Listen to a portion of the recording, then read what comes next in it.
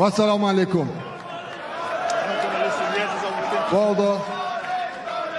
Bu oldu ikinci defa. Birinci defa Levi Richters'la dövüştüğümde hakkımı yediler. Bu da ikincisi. Dövüştüğüm zaman hakkımı yediler. Ve onun üzerinde kickbox'tan sağollaşıram. Vedalaşıyorum dövüşten. Sağ olun, sizi seviyorum. Ne mutlu Türk'üm diyene.